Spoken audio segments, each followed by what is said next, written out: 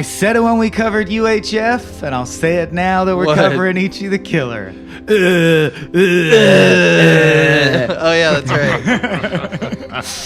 right. That's felt bass laughter you're hearing is from our guest this week on Frame Rate, the show where we rate frames. I'm Michael Swaim. I'm Abe Epperson. And with us is our very special guest. Please introduce yourself. My name's Brooks Brown. Thank you so much for being here. Thank you so much for having me to discuss what is, I consider, a very distinguished art house film. Yeah, the cult following for sure. The cut on Amazon begins with like the kind of thing a Hitchcock Criterion Collection. It's like it does. This was shot in this place, and then the nitrate was bathed in Italy, and it was transferred to this. And then smash cut to come. Yeah, so you can really be smelling the film and like really into it, and then it's just the texture of every moment that they really want to get across. So I did tell myself I'd do a bit of a trigger warning only because... Oh, it's a little too late. Sorry about that. As lovers of film... That's fine. We love all kinds of film, and that also has to include the extremity of film. But I think up till now we haven't... If people are just like, see this title in their feed and go, I'll check it out before I listen to the episode... This is not that movie. Yeah. So this movie revels in violence, particularly violence against women. We'll unpack. I don't know if it's okay or not. We'll discuss that. But basically my defense is Takashi Miike, the director, is notable and great at his craft. There's just no way around it if you study his whole career. And it's considered an important film, and I think for valid reasons, it may actually be my favorite in terms of like most well-crafted comic book film, in my opinion. But at the same time, it's the movie that my friends like locked me in my dorm and put on to make me prove I was a man. Like, you haven't seen Ichi the Killer, dude? It is one of those sort of hazing moment films. Yes. And it's a movie, there's a handful of them that I love so very, very, very much. And it's the reason that people don't ask me for movie recommendations. So, because my recommendations are worthless for the most part. For a long time, disagree, but for a long time, I had wanted Adam Ganzer to cover Ichi the Killer. Right. Because he's like the sweetest guy we know. And it would have been, I just wanted like an hour of him going like, why did we do this? Why did you? But I want to ask you, Brooks, what's the appeal for you of movies like that? Because I like kind of all movies, and yet I'm very picky, but I mean every stripe of movie. And I know you and several other friends who like lots of movies but have a special place in their hearts for extreme horror. So what do you think is the appeal of using film to explore this stuff? It's not maybe extreme horror. My favorite movies, if I were to just pick out my top 10, across the board, all of them are pretty much movies that I would say the director made for themselves or wrote for themselves. And so it's a passion project that I think you can see comes through everything. Like Mandy's one of my favorite movies of all time. Yeah. Synecdoche, one of my favorite films of all time. Ichi the Killer, one of my favorite. None of those films were made for an audience. Like at no point was there marketing department involved. There wasn't cuts from the studio demanding new things. Yeah. There's a purity to them, and Ichi is one of those where, and I laughed about with you earlier. I thought I had seen almost everything he'd made. Not even close. Like I realized I've seen maybe 6 of his 30, 40, 50, 70 He's films. prolific. Yeah. Extremely prolific. And most of them you can't even find, as far as I know. In the States easily. Right. Yeah. So this was my introduction to him, which went on to become Audition as Me another. too. And I exact love same Audition. sequence for me, yeah. Have you seen The Happiness of the Katakuris? I have not yet. It's his best, in my Very opinion, because it's comedy. Right. Well, that's what I was saying. Ichi kind of is too. It's different comedy. In the Criterion Collection, like, spiel, it says, like, this controversial, violent, but often hilarious film. And I was like, hilarious? Really? Like, hilarious might be the wrong word. Yeah, it's hilarious like most animes are hilarious, which is not very. It's extreme. And you're like, whoa, that blood shot out so much that it's funny. But there's peculiar moments where, like, Kakihara, the main character, he sees something, and I can't remember what he's looking at, but he just falls into, like a bed of pillows. It's like in a brothel. And he's just, like, sitting there, and you're like, why is he acting like that? That's peculiar. Well, it's because Kano, who had plastic surgery and is currently Right, it's encased the in a Kano, television, yeah. exposed to everyone that he loves his syndicate boss not in a sexual way, but because only a syndicate boss can pain and degrade him to the degree that gives him some kind of masochistic euphoria. Yeah. It's the only way he experiences pleasure and love is Yes. through the pain given to him by Anjo. Yeah. And that bums him out, so he needs a rest and some pillows. So he has a little nappy, and it's cute, and it's weird. I wouldn't say it's haha hilarious, but I don't know. There's just like weird affectations. That I know I react poorly at films, Mm-hmm. and I always have a House of a Thousand Corpses, the scene where he comes running at the girl wearing her dad's skin, screaming, "Who's your daddy?" I literally burst out laughing in the theater, and I had people get up who were sitting next to me and move. Like, I know I'm that guy. Yeah. Throughout this movie, the first time I saw it, and it's changed over time because the violence of films has become much more in line with, I think, what Miike does.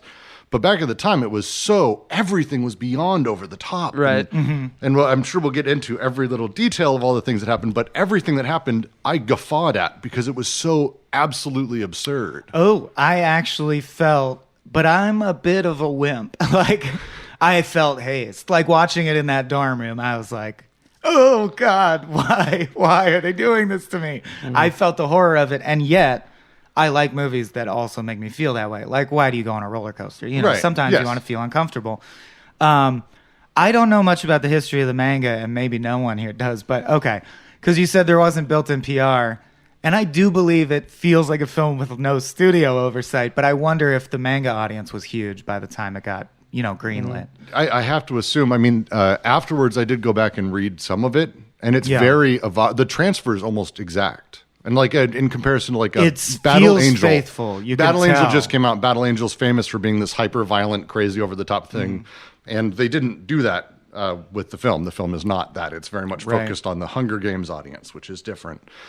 So that transfer of violence usually doesn't happen. And with this, it's so spot on. Some of the scenes are shot for shot the violence in the actual manga. It feels like it, and that's why I say, like, it might be, in my opinion, the most faithful, or at least, like, the spirit of it so comes through that Miike truly adapted the feel comic like it. to the point that the opening credits sequence is just a cavalcade of film techniques used to make visual images that are reminiscent of classic, like, manga background techniques, like the starburst or the blurry around the subject and shit.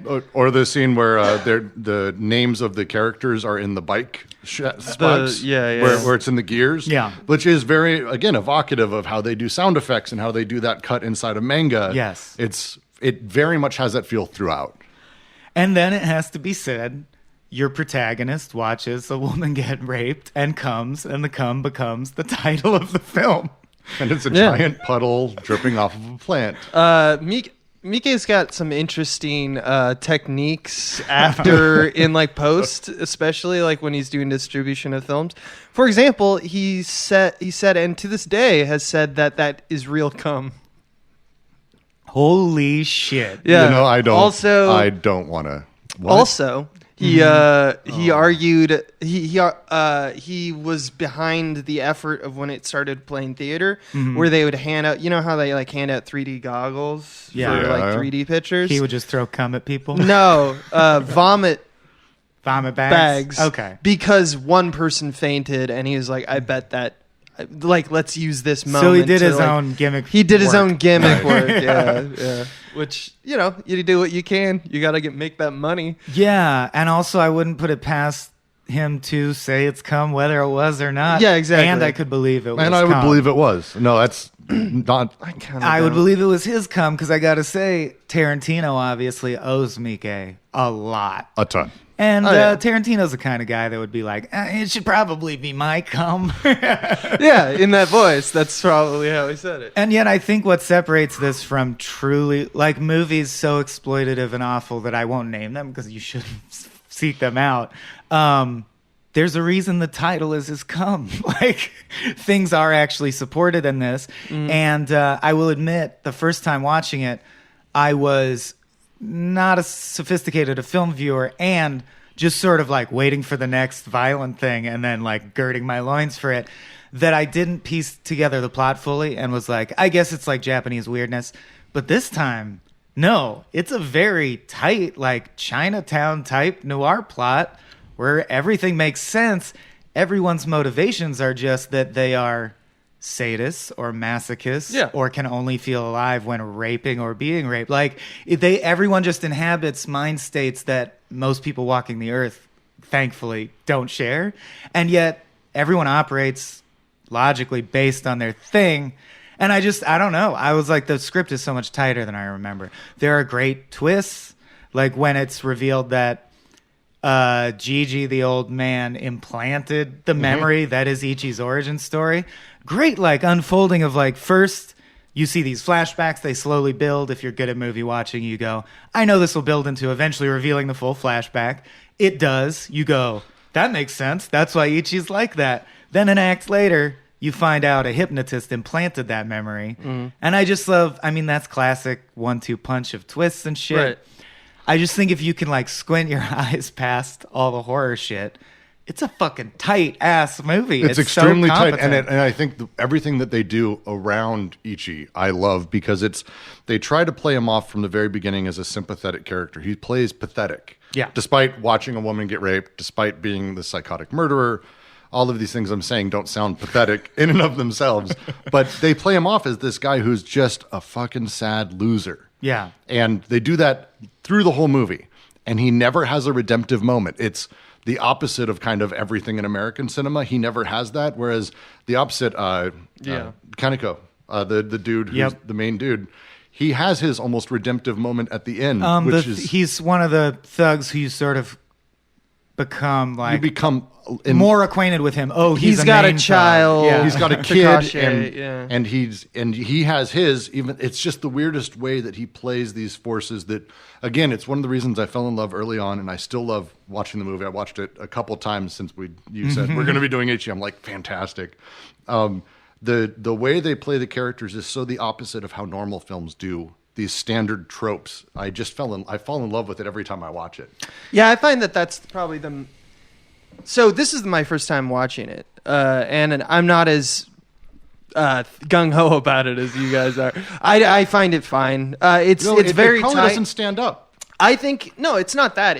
I think exactly what you're saying is the best part of it. I think it does a great job of not landing its stake in terms of the violence battle, because if you hop right over to Tarantino and like what was going on in 2001 with like... And even earlier, in America... I mean, Kill Bill is literally... origin story is a rape. She gets raped again almost at the hospital, and everyone gets their throats slit. Say what you want about how fucked up some of the cinema, especially in Japan, is about sexuality. One thing that they don't do in this movie is they present you with two options of how we glorify or degrade violence in typical... Like you're saying with the protagonist. One is literally... looks like a boy, and his arc is essentially he has a traumatic disorder, and and violence is essentially ruined his life.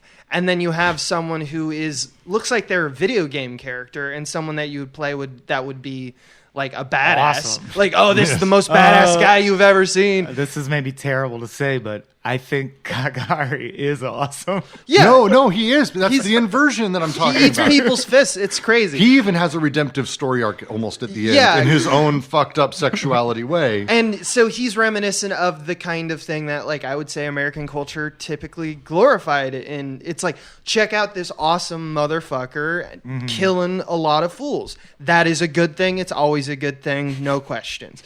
Here's Miike presenting two things and asking kind of a question. Like, what does it mean? I don't know. You're like, what if it's he's crazy that violence does can do these two things. But also, I think in American culture, this is true because we have a strong puritanical streak. But Japan also has, like the pixelated porn laws and stuff. They have issues with sexuality, and I think that is reflected in the same way that it would be in an American film where it's like, okay, you're okay with violence, but how come if now there's a sexual dimension, you're like, ooh, you know what I mean? Yeah, exactly. Because it's not like it's hard to judge culture from any spot. But I would say that if we wanted to, broaden and generalize, I'd say that we're as backward about violence here in America than they are about sex in Japan. I mean, and I'm not trying to overgeneralize, but I Right. do think it is possible and fruitful to sometimes talk about the dialectic between Exactly. a cultural consciousness and the stories they tell themselves. Well, And and, how- Miike himself. It's as I was watching last night,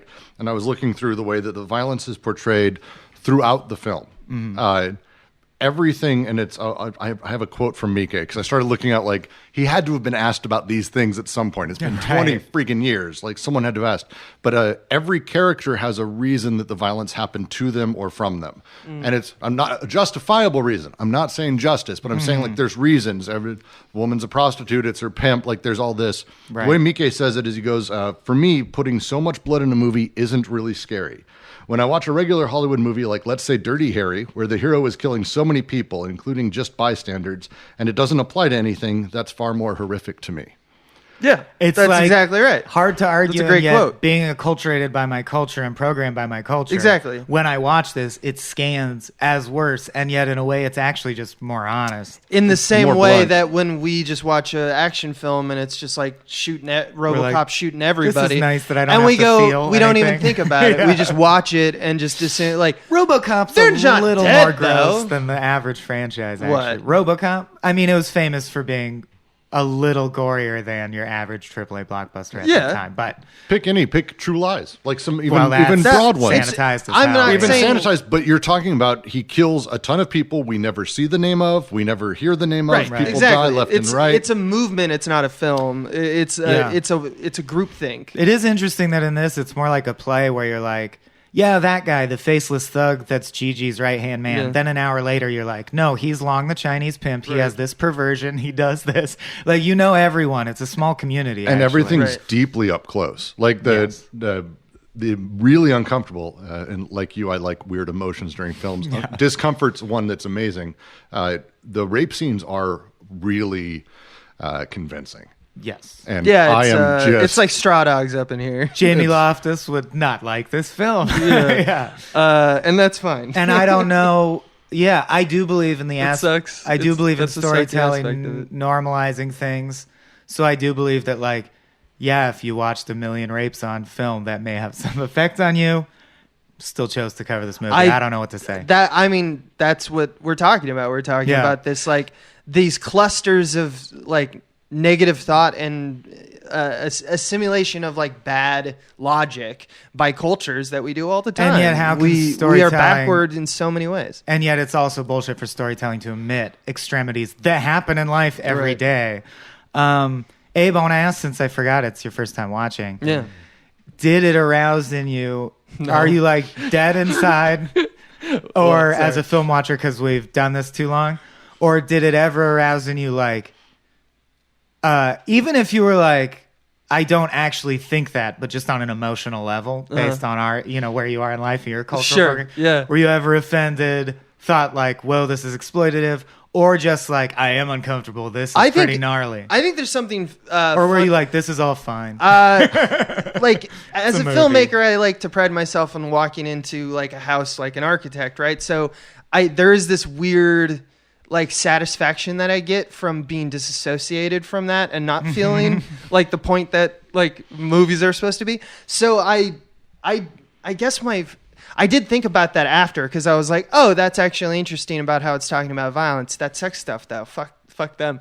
But I also, when I was watching it and witnessing it, took note that it was like, well, that was unnecessary. It wasn't like that ought not be there because it didn't need to be there, not because like what message is it sending to people who are watching the films? What does it verify in us? Like the things that we're like, yeah, that's totally how women are, or yeah, that's totally how. I don't think it's trying to say that. I don't think so, No. but people can internalize it Yes, that way. of course. That's one of the double-edged swords of making a Art. movie that asks questions and doesn't give answers. Because on Right. the answer side, you have propaganda where it's like, oh yeah, fucking Arnold, he killed it and he was awesome. Complete film, done. Be like Arnold. Then go home and be like, take my gun from my cold dead Yeah. hands. And it's like, you got that from watching Arnold Schwarzenegger. But if you movie. make a film that is like, but that was kind of harrowing and terrifying, and there's no one to emulate in this movie. Yeah, everyone is a piece of shit, and not only that, no one gets justice in a way that it seems Takeshi justified. I would say that the only time I laughed out loud is when Takeshi, the little kid. Just started I do love the little kid. The kid is great. I've said this before, maybe on Mike before, because we talk about it a lot. I think the ultimate episode of any sitcom ever is the Peep Show wedding episode, because it totally capitalizes on a wedding episode is the culmination of 80% of traditional sitcoms. And it does the opposite at every fucking turn and makes it the worst wedding, and not like shit went wrong in a crazy way, like The Office. This is depressing, and it's hilarious to me. So the fact that you have Ichi the killer, which if you don't know, very basic Japanese means number one killer, and he straight up is. He's like a force of nature where he's crying, he's sobbing, he doesn't want to fight, and then something clicks, and you're dead instantly. Nothing can stop him. Then you have Kagahari, who enjoys pain and is the other ultimate killer. You see kill everyone with no problem. They're always destined to meet. It's going to be the climactic battle, and then the whole point of the battle is that Ichi doesn't want to fight, so Kagahari kills himself, which to me is fucking beautiful subversion of what any action fight sequence at the end of the movie would be. But then the funniest shit, of course, is all Ichi does is crumple down and cry, and Takeshi, the little kid, goes and kicks the shit out of him forever. Forever, yeah. For like 5 minutes. Because he just killed his dad. It's like buyable. Well, and it's that scene comes after this movie. There's so many awful moments. The one that I think makes me the most uncomfortable, and also probably my favorite, where it becomes like, oh, this is a commentary. It's the first moment I really began to hate Ichi, was when he saves the prostitute, his favorite prostitute. Yes. And then he says to her, don't worry, I'll be the one to punch you from now on. Yes. Yeah. And also she's like, oh, thank you. Yeah. But she turns around, she's like, thank you. Like, oh shit, this guy's a psycho. She grabs the bat, and as she swings it, he kills her. Because if you attack him, you die. You die instantly. Himself. Yeah. Right. But he was already going to attack her and punch her a lot, because he will punch her. And this is where it gets very dark, but something that I'm like, having a social work girlfriend, having a mom who was a child psychiatrist for children with troubles. Mm-hmm. This is within the realm of the scope of human experience. He's deeply, deeply mentally ill, and he can't unconflate violence and sex.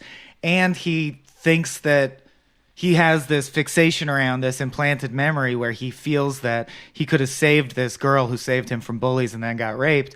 And he doesn't understand. He thinks the romantic version is that she wanted him to rape her, and then she would have liked it, and they'd live happily ever after. So as fucking it's as dark as it could possibly be, I totally get the structure of that as a mental illness that could happen. Totally agree. It's that the thing that elevates it is he has knife shoes that kill anyone, and he wears a superhero suit. Well, it's why Daredevil suit. It's why I love that moment as the subversion, because the entire purpose of Ichi is, in my mind, to play on the idea of what we consider to be a superhero, and I think that's the same in the manga.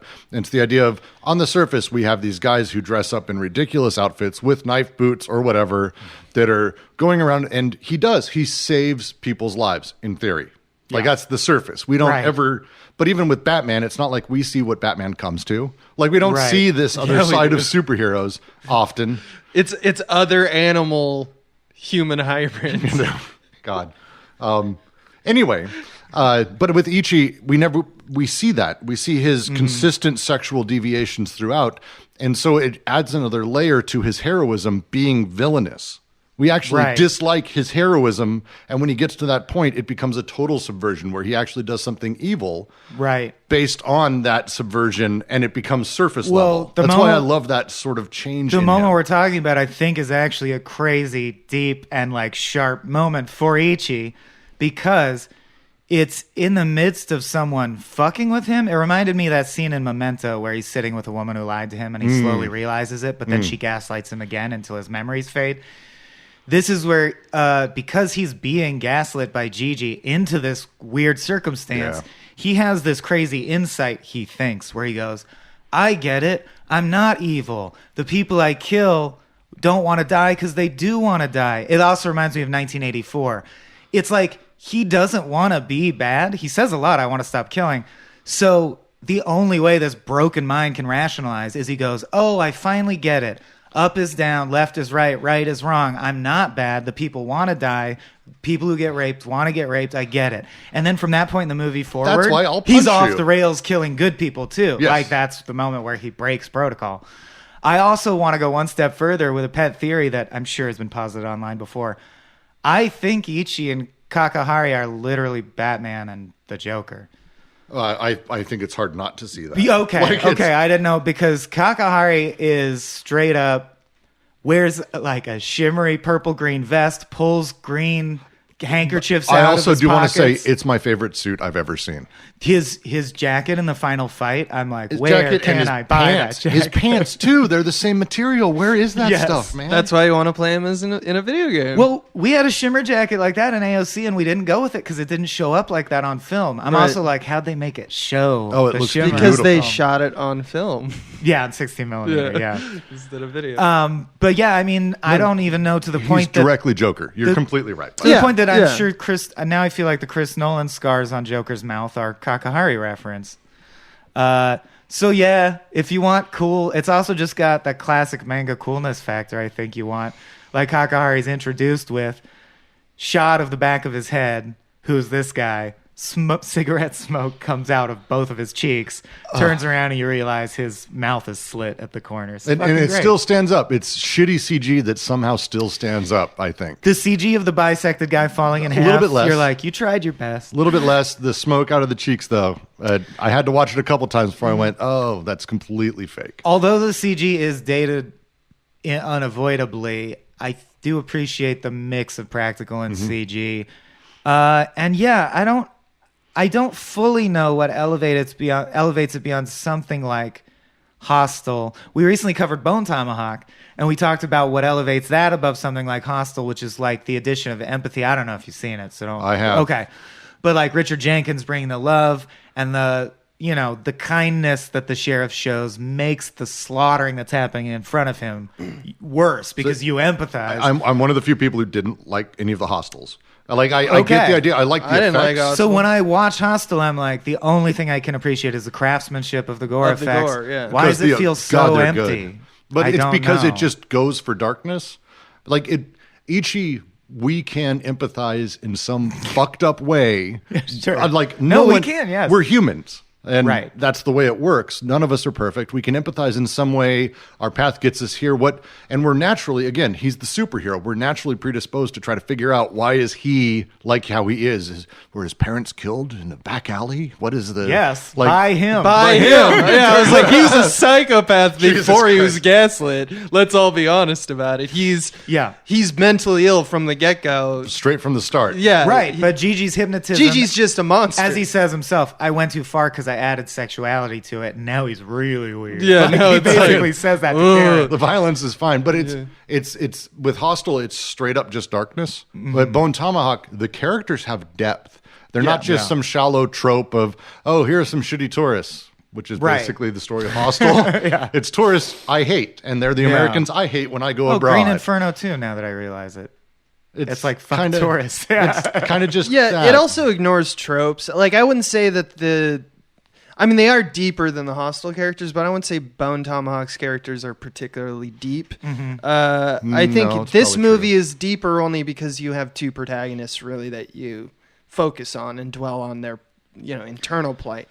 I still am going to say the same thing that I said about in the Bone Tomahawk thing, which it's all about dynamics. It's about you make someone feel something by having a clear character, and then you take that clear character and you show them something that is completely divergent to the path that they're on, and it makes them doubt things. It makes them go like, I thought I was going to do this. I thought it was going to go this way, and it just doesn't. It makes it really haunting because it means that your expectations of the unknown are going to go better than they ever do. And it switches who you root halfway through the film. I don't know if it's the same as when I first watched it. I've watched the movie a lot in 20 years. Yeah. But when he goes and he cuts his own tongue off as payment to the bosses, Right. I kind of went, fuck, that guy's cool. Like, it was this moment in my brain, like, switched over where Yeah. he kind of become the guy I could get behind him. For Like, me, it was the pillows moment. It's when you fully understand his because that's when the moment where you go, and I like this about like a crime drama. The goal of the most active character is to find Anjo. You saw Anjo die in the first scene. Yeah.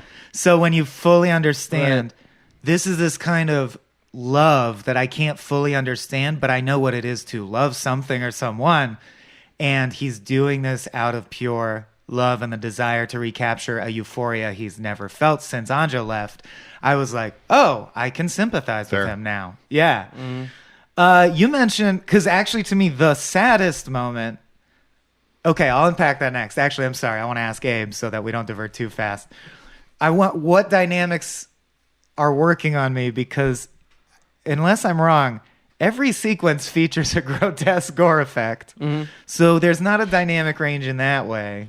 What would you call the dynamics? Like, what? I is think the very- dynamics. I think it's the well-worn trope that we're used to is the Kakihara one, which is that he is a stoic killer. So the dynamics are playing with this trope, and that goes into something that I want to talk about, which I think this movie has the wrong protagonist. But what's going on is that you buy, but it's really the crying and wailing of Ichi that really gets us. It's the idea that he more is a boy, disturbing, yeah. and it causes a like instinctive disturbing feeling. Okay, Have you guys seen Cowboy Bebop? Oh yeah. Have you? Do you remember the episode Pierre LeFou? Yeah. Yeah. That's basically this, right? It's a guy who's Yes.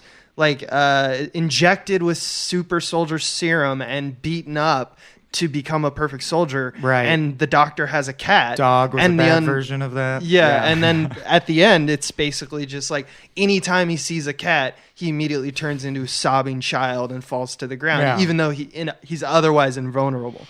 I will say I always find it disturbing when the killer is weeping or apologizing as they kill, which is not done a lot, but I've seen it a couple times. I've seen it and a couple works. times. It always gets me. Yeah, it's pretty fresh. Upgrade was really good Upgrade because was it great for gets to that. the point where he's killing people amazingly, What? efficiently, Oh. and going, "Oh God, Whoa. no, No, sorry." stop it. Yeah. Okay, so what I was going to say is this: the moment I felt the saddest was, and you brought up Brooks Kaneko, who from the midpoint on starts to become more and more important. Does have one of the only times there's a scene with no violence in it, which is he unknowingly treats Ichi like his son, like is very kind. I love to that Ichi. scene so much. It's very impactful and complex. The saddest I ever was when he stomps the prostitute to death, a la Joey Pants in Sopranos, just flipping out and killing a prostitute, because I was like, oh, there's no one good. And I thought they were making him good. But you said he sort of has his redemption moment, Brooks, and I'm wondering what you thought that moment was. So for me, it was towards the end there where his son became a man, because that was the discussion Kaneko's having with Ichi as they're eating, is talking about growing up and all of that. And by the end, he couldn't be the thing that stopped Ichi. His son actually was the one who kicked the shit out of Ichi at the very end, which in my mind is a Kaneko sort of... To me, that closes his loop on his story, because his son is ultimately the reason he failed, became a hired gun, and did what he did was all for his son. And then his son is actually the thing that stops Ichi, sort of. It's awkward. Yes. No, it's not true. what I'm saying is... No, it's cyclical in the way where it's like the only thing that could beat the greatest killer ever is just The a new- child. Well, and it's the It's, child who couldn't Omar stand and up to Michael. bullies. That's why I really liked it, because Yeah. Ichi saves him from the bullies, Yes. sort of, awkwardly. Yeah, not wanting to, but does anyway. Yeah, sort of accidentally. But then at the very end, Ichi, who's ultimately the top bully Right. at that Number point, one killer. Now the kid kicks the shit out of him at the very end. It's just this weird shifting of all of that. It's that if we talk about dynamics, the whole thing for me is that everything is almost confusing in this. And as we were talking about, like, I'm making notes as I'm watching, and I'm like, but does this mean, this is like, it's too deep and dense parts of it to be able to really talk about emotionally. Or you need... That's the other thing that I was talking... That's why I think there's a superior film inside this film, because it seems to be real fly-by-night in terms of like when it's choosing temporal distortion between scenes versus like in like you mentioned Memento, which is not as much temporal distortion, but more of like unreliable narrator distortion, where in between the scenes we don't know who knows what at what time. I was actually thinking of the Karen scene where Yeah. Gigi explains how he's taken over all the mobs by hypnotizing people. Right. And I thought it was just very haunting. It's the long pause and she goes, and when the scene comes in, you're like, why is she with him? She's on Right. the opposite side. See- Yeah. And then at the end she goes, wait, are you hypnotizing me? And he goes, of course not. And Yeah, and when he says it after a beat. Yeah, and it's that, just to like- me, that's when they're at their best. Yeah. Is when when he himself is not like unsure of his, like, we should show it through the film how he is like trying to formulate reality. And so a desynchronous version of that in the movie is like a cool thing.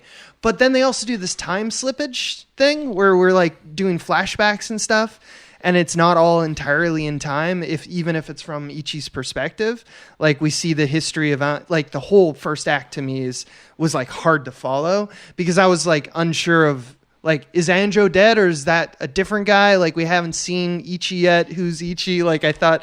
For also first viewing, by the way, because all the posters of our You think I Tak totally is thought, Ichi. yeah, I totally thought that was the Which thing I that they did. were I remember pulling. that my first time watching it. Yeah. I thought he was Ichi until Because he's about- a killer, he's got a Glasgow smile, like Yeah. everything makes sense. It Well, all you adds don't up. see Ichi do shit The until poster is just halfway through. admitting that the Joker is cooler than Batman, which Right. is true. I'll say this. I disagree and yet see why you say that. This is my third viewing, and maybe I'm wrong, but my interpretation now has reached a place of Split protagonist? total straightforward. No. I don't think there is time slippage. I think it's just a movie that cuts into a lot of scenes in medias res and cuts out at the earliest possible moment, giving you as minimal information. But I feel like I could now, and I'm not going to because it would take too long, say day one, this happens, then this happens, then this happens, then this happens. think so, And they never too. change time except the brief moments where Ichi has flashbacks when he's going to orgasm. Or you're being told of what Ichi... Okay. Or when specifically he's like But I'm masturbating. not trying to like be smug because it took 3 viewings and it took me writing down everyone's names on a slip of paper and freeze framing and looking up the actor's face and being like, okay, he is the boss of all the gangs. Now I see. Yeah. Yeah. Yeah, I think my first viewing, I didn't understand that it was actually essentially a triad war or Right. syndicate That war. it's Funaki's versus... Didn't have Yeah. any clue of that. And I then think my first time Suzuki- around. It's a great twist that I never got to this time. You're like, Suzuki undergoes all this torture, and the whole time you're like, well, he's undergoing all this torture because he doesn't know anything.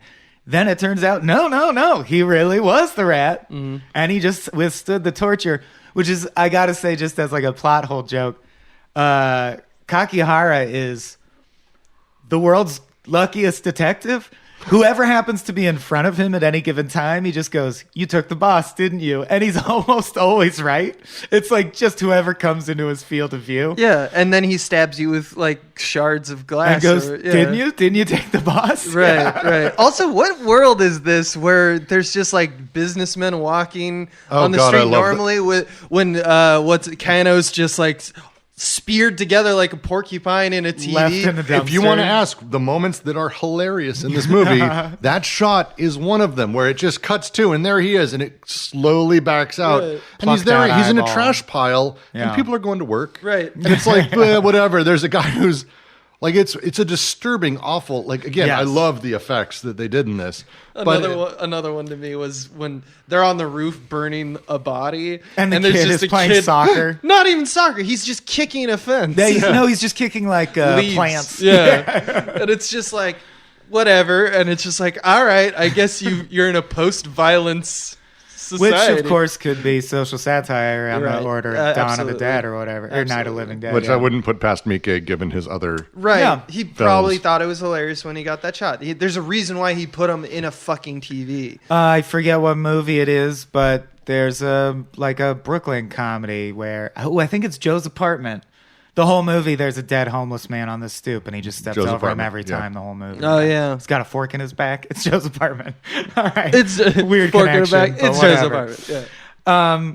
Yeah. So also the big thing that I got this time, and then had to search online and confirm it. I'm like, okay, that is what that means. Was that the final fight scene where Ichi kicks Kakihara in the head And then it with the blade. disappears. And then I was like, why does Gigi look at his forehead? Oh, why is the wound missing? Oh, Kakihara jumped off the building and committed suicide while hallucinating the epic ending he wanted to have. Yes. That I finally got on this watch. Yeah. That took me, I don't know how many watches, so good job on the I, first few. Yeah, I was watching third it. view. I did a bad thing, and I was watching it, and as soon as it looked at his forehead, I was like, "Well, what the fuck does this And mean?" just And I Googled. just Googled it, yeah, because the movie had been bothering me with. I know you probably beat me because you've watched it more times in terms of like there's no time slippage, but I still think that even if there isn't the in medias resness factor that you're talking about, where it's like gets in, gets out, which is usually a good law to obey almost always. It is super disassociating you from It the is. drama and I would say an ill effect. You because- actually have to make assumptions about who some Right. characters are, like Which what their role is in the gang. in- It's never said explicitly. in the case of the character of Ichi, yeah, fuck yeah, that's how you should do that film. Someone's 'Cause he doesn't know what the literally fuck has a is going stress on. disorder, Yeah. yeah. And but in terms of like just the number one, like I don't know, it's just it feels like all of the triad stuff. Like, why are we watching this movie that is very cut and dry about what it's about? Being like, it took me 3 viewings to get that it was a fucking triad battle. I have like, to imagine why did you do that? then? There's also got to be a cultural literacy thing, only in the sense that that might be if true. I watch Road to Perdition, I'm like, because I've seen You pick 50 up on mob nuance, movies, yeah. I would probably pick up on roles quicker. Like, he's the Or consigliere. locations when they're like, oh, we're Shinjuku district. Yeah. Yeah. Like they have a lot of little references in there that I'm far too stupid and culturally illiterate about Japan to know that Is it means that- more than like, oh no, Right. I live in Silver Lake. Right, Like, right, it's- right. No, Yeah. this is the Russian area. That's where the roughs live. And then Right, like, Right, like it's a big revelation to me when I'm like, oh, this is a gang-controlled nightclub where they have prostitutes. I understand where we are. Yeah, Like, it takes a yeah. second. I had Yeah. that moment when so he basically after he's been kicked out of the triad or like the groups, and he comes back and he's like, I'm taking over the Anjo group, and then it shoots straight out of That like part is funny. yeah, it's pretty great. Yeah, it cuts straight to like a shot of like, look at these motherfuckers as they're like walking down toward camera, Yep. kind of like Reservoir Dogs shot, but like more It's frontal, frontal. straight. Yeah. And right in the background is KFC. Yeah. And I immediately was like, well, I bet that has some commentary that I'm not aware of. Like, I don't know. Yeah, like I bet that meant something. What to I the love about filmmakers that shot because is I'm not Japanese. Kakihara just uses signature weapon, which is like sewing needles, Right. to pin a guy's foot to a board. So it's a badass reservoir shot, except one Right. guy is wincing. one with a guy's board wincing attached as he to his walks. foot. Right. He's trying to take it off and like kick it off as he's But going. but he doesn't want to give up. Like he has to keep moving. I've gotta 'cause be cool He still. recognizes that they all look really cool. Yeah. I did want to ask, the part about the end I don't get is at the very end, it flash forwards, you presume some number of years. Gigi has hung himself in a tree, Yeah. and a kid looks back and it freeze frames. I think that kid is It's Takeshi Takashi, grown yeah. up, but what does that mean? Why did Gigi hang himself? Brooks, any theories? Not a clue. Okay. Okay. No, I mean, dude, there's parts of this. If you were to go, what about this scene? I'd be like, Maybe it's like The Graduate, where he's like, I just wanted the final note to be, even the guy who won, his life is shit. He kills himself later. Yeah, I think obviously there's something cultural about like hanging oneself or something like that that we're not privy to or something like that. But if you look at the film as a closed system, it's obviously guilt killed him for something or something. Which is weird, 'cause it he seems leads a like- very guilty life. It seems like a world where no one feels Right. guilt, but okay. There are a Yeah. few moments that took me out of the no. film. And I I'm glad started you- trying to think through, and this is where I start hating. Am I overthinking? Am I trying to be clever, which I Right, hate? right. And did that mean that he ended up hypnotizing Takeshi and turning him like? Takeshi's at the end. He's the killer, Is and then he now Gigi's grown like, Takeshi? and he's like, "Oh, how I found Ichi is he was a kid. He was bullied. Ha ha ha! I made him bullied, and I did this. You're and the I next could- Ichi. And you kicked the shit out of Ichi. You're better than Ichi. Now it's your turn." There's absolutely no reason to believe that whatsoever, and I don't know why I thought it. Because he didn't even think. but it he could didn't be. even see No. Takeshi. Again, Yeah. I'm 'Cause it stupid is- sometimes. No, It's but not- I like the idea that it's like it keeps going on, keeps going on. That's Yeah, but there's definitely It's clever. because in the way that Kick-Ass overly clever, sadly. in the way that Kick-Ass posited, what if Batman did kill because he would, and Marvel just arbitrarily sanitized it so they could sell a thing? I think this is saying, what if Batman thought he was Batman, but he's fucking nuts and he's killing random people and he doesn't even know that? And that's interesting to me. Yeah. At least for 2 hours, it's enough to like fill my brain pan. we No, typically no. call that a villain. And it's the same Anti-hero. same juxtaposition and sense of humor. I don't know if you ever played Team Fortress, but Yeah. the Pyro's Yeah. like my favorite character when they did Sure. that release. And the Pyro, what he sees from his view is like he's dancing around with people and everyone's happy and he's throwing flowers at them. And then it cuts to the real And they're world where he's burning alive. setting people on fire and killing them. I would love that juxtaposition. Ichi feels the same. Yeah. Like it's Our old Cracked cohort, Jay Pinkerton, left Cracked to write all the dialogue for Team Fortress. So for that's him. all his concepts. I thought it was Portal. He did the script for As Portal well? 2 as well. Oh, He wow. didn't do the script for Portal 1. Portal 2 had an excellent But script. he's still a fucking heavy hitter as far as I'm concerned, because Yeah, Portal yeah. 2's script is... phenomenal. Yeah. There's a few moments. I'm not talking about the CG because we can talk about like They did their best, and they sometimes did their it's best. good, sometimes yeah, it's bad. Yeah, I'm not going to fault him for any of that. There are moments that did take me out of it, which I don't know why we needed to show that Gigi was strong. That sucked. That straight up sucked. That Like was the face replacement is one thing, but that like was it's more weird like as as shit. a beat in the and story. yet it's classic in it. I'm sure it was in the manga, so they felt obliged. This is not my final But form it's kind also of shit. a classic trope in manga, especially about Yakuza warring, that you get to the final guy and it's an old man, and you go, oh, he's just going to take out this old man. And it turns rips out his shirt because and of the power of his belief, he's super strong. Right. If you saw Ricky O, the story of Ricky. If you saw Kung Fu Hustle, The- Dragon yeah. Ball, man. Right, exactly. There's a long tradition of, and there's shit that we accept in American film tradition that I'm sure is just as stupid if we weren't steeped in it. However, your Master Blasters That and scene- But whatnot. I was like, well, that's dumb. I that agree scene I completely. had blocked out and forgotten. And this is not a movie that's easy to forget parts. Right. It sticks with you. That part, when it popped up, I went, what? Yeah, Gigi just flexing old man It's muscles. also the reasoning. It looks so stupid. the reasoning for it. It just comes out of nowhere too, because he has like a random aside that he just says to himself, or it's in his head, where he says like Ichi he's now become his final form or whatever, and killing someone like this is beneath him.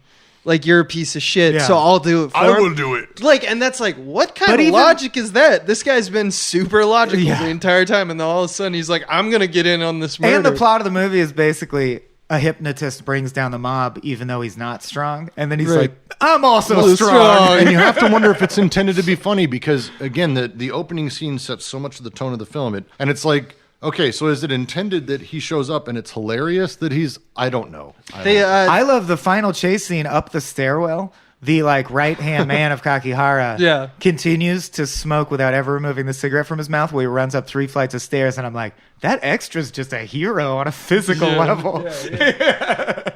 There's another moment that I thought was, because you have to think about it, and I don't know, because you guys have maybe this is something that everyone talks about and I just didn't, but it's something I noticed and I laughed out loud, which is the first time that Ichi and Kaneko see, or sorry, Kakihara and Kaneko see Ichi. Yeah. Like, he's just been this mythic figure, and then they walk into the torture of another prostitute. Right. I think there's 3 at this There's point. 3 murdered prostitutes. Yeah, that's just a true fact right. about this movie.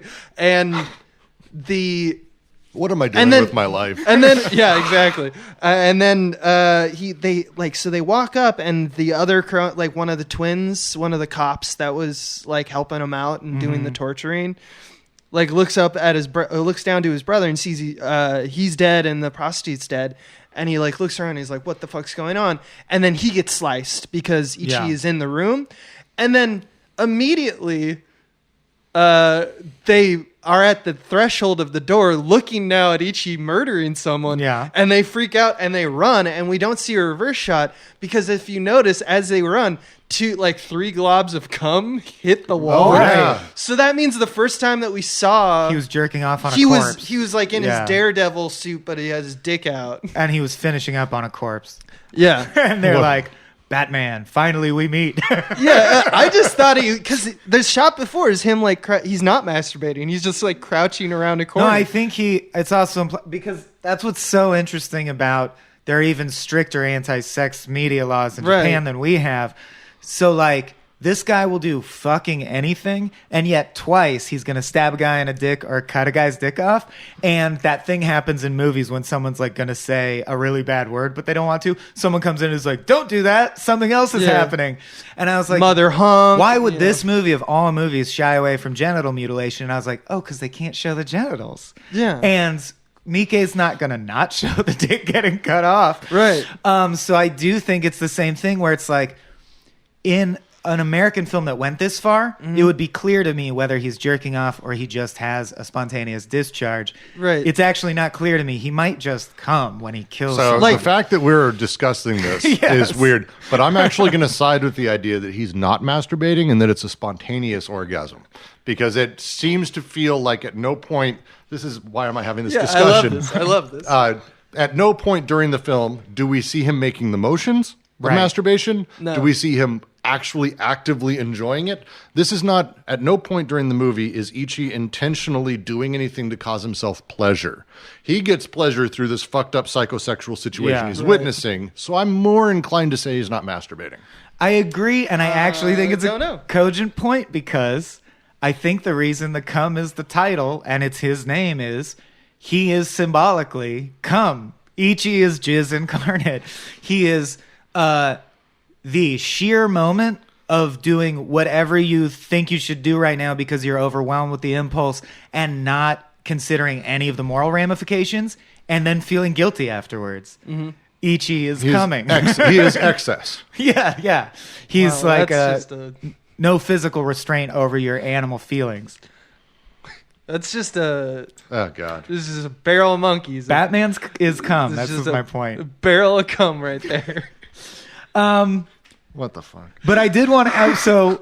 Oh man, I want to bring up another great shot before I forget because we talked about one of the things we really liked in The Apostle. Did you see that? Mm-hmm. Was the Vice? God, I love that movie. The Vice head squishing where you Yeah. see the Oh, point of shit. view shot where the blood comes into your field of view. I got that same feeling of like, there's a point where I forget who, someone snaps someone's neck. It doesn't matter, and I've never seen it done from the victim's point of view. How has that not been done before? That was Gigi when he breaks it, and it just Oh, tilts. That's the strong guy moment. Oh yeah, Yeah, that's- he breaks the dude's neck, and it was so effective to do It was a great. POV where the camera just suddenly It's a- pans left. and it you fe- can tell it like it unhinges too. Yeah. It like drops a little bit, like so you know it's not a perfect swivel like our head should be. Yeah. it's like a swivel and a back up. Right? And it is that instant moment of, ugh.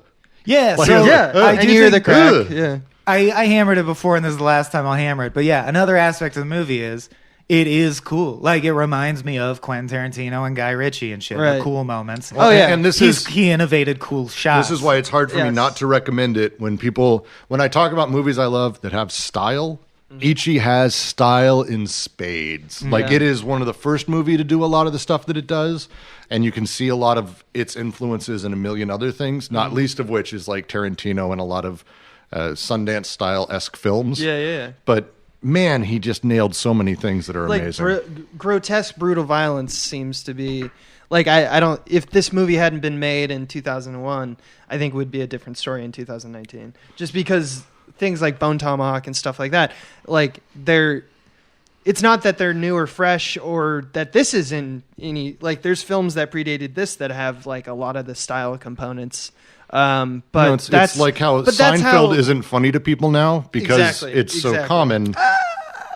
No, No, continue. you It can't depends on the introduce lens. someone to it because they've seen Curb. Oh, and I they've- see. It's Yeah, funny it's- to me because In I'm rewatching it. 2019, if you Yeah. introduce someone to any of the great episodes, they're like, "Oh, it was cool." If you put on the goggles of like watch it in time, which we have the ability to do, then you can go like, but look how great. Like I was rewatching Buffy and it's like, holy shit, this is like a piece of trash. But then I watch it, and then another part of Buffy happens, and I go like, you know what, this is a good show. I'm sticking with it. I'm sticking with it, but I'm just gonna ignore the trash parts, I guess. I'll just say, if you guys will indulge me for a minute, I think on this topic, I was so blown away by. So in my notes, I always write something like compared to blank. There's usually 2 or 3 per movie where it's like, this reminds me of that. And I don't know what it means, but I think it's good. Oh, no. Then in this one, I was like, this reminds me of Lock, Stock. This part reminds me of Good, the Bad, and the Ugly. This part reminds me of Goodfellas. This part reminds me of The Reservoir Dog. Like, this part reminds me of Memento. This part reminds me of Kill Bill. This part reminds me of Punch Drunk Love, the constant crazy drum score whenever someone's going to die. Yeah. So it just feels like that means something. Like, I don't know. It means a big bag of tricks. I'm leaning towards accepting as a personal belief that Miike is the version of Tarantino I like. Yeah. Yeah. I like Tarantino. I think I'm okay with Tarantino, and I think Inglourious Bastards is a masterpiece. That's where I am with him. Fair enough. I happen to be a giant fan of his. We will discuss that another time. I think this movie is half Wong Kar-wai's Chungking Express and half Kill Bill by Tarantino. Not to say and that, yet it predates, of course. It predates that one of them and is after another. But yeah, all of the style of like there's one point that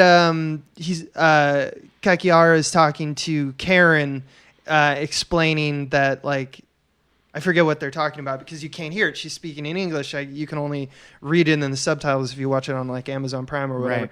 But the music score just is way too loud that you don't understand what they're saying, and it's like this rock track, like an American rock track, which is what they're doing with Karen. Is she like represents like American, which is why her character affectation is she speaks 50-50 in English or Japanese. Yeah, exactly. It's cool. Yeah, and fairly well. It's like a good Batman film. Yeah, exactly. But like all that stuff comes from actually generations of like I would say more often than not Chinese filmmakers than Japanese filmmakers. It's an interesting kind of thing, but yeah, and then there's the grotesque violence to throw that in there, and it just feels like it's perfectly an East versus West film, kind of in the same way that spaghetti westerns were both Italian and American.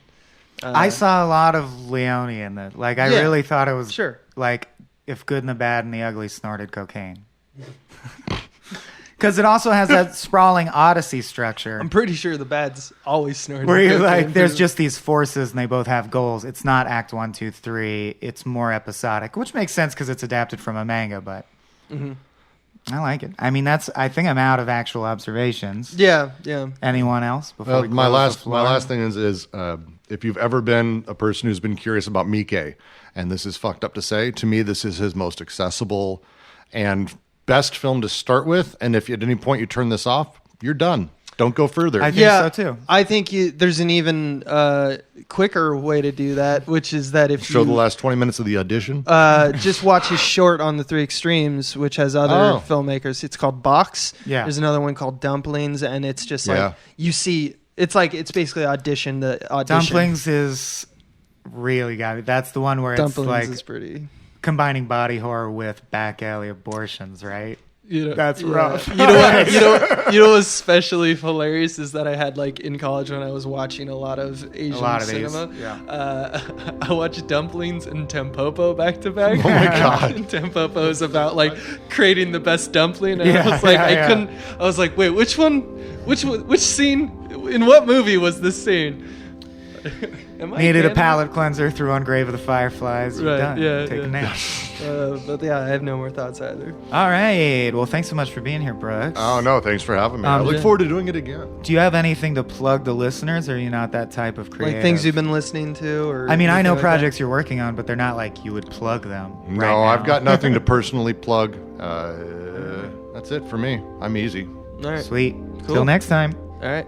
Hey, it's Abe. We're doing this video thing called Off Hours, which is reminiscent of the old guard, After Hours. It's a show where people talk pop culture around a table and hopefully have some insight you didn't have. I don't know. Say it at parties and be impressive or whatever. We got writers like Adam Ganzer, Tom Ryman, Michael Swain, David Bell, myself. The cast so far is Michael Swaim, Cody Johnson, Maggie Mayfish, Katie Stoll, Greg Burke, Daniel Vincent Gord. Our plan is to keep making this show as much as you'll have us. Please support us at patreon.com/smallbeans. We love you.